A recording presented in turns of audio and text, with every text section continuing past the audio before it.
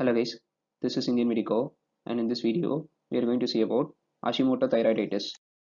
Hashimoto thyroiditis is also known as chronic lymphocytic thyroiditis. It is an autoimmune disease in which thyroid gland is gradually destroyed. Now let us see about the etiology of this condition.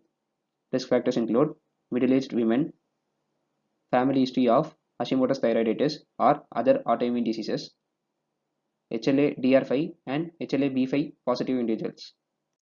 Now let us see about the pathology of this condition. Grossly, there will be symmetrical enlargement of thyroid gland forming a goiter.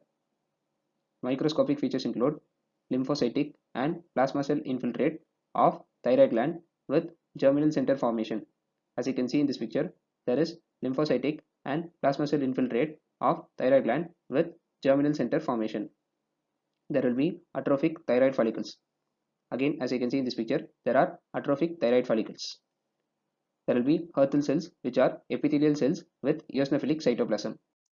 Now let us see about the clinical features of this condition. There will be transient hyperthyroidism followed by hypothyroidism.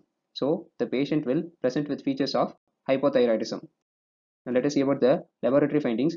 There will be laboratory findings of hypothyroidism along with autoantibodies against thyroglobulin, thyroid peroxidase, TSH receptors, and iodine receptors.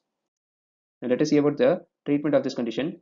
Synthetic levothyroxine is the treatment of choice for Hashimoto's thyroiditis. If you have any suggestions, please let me know in the comment section.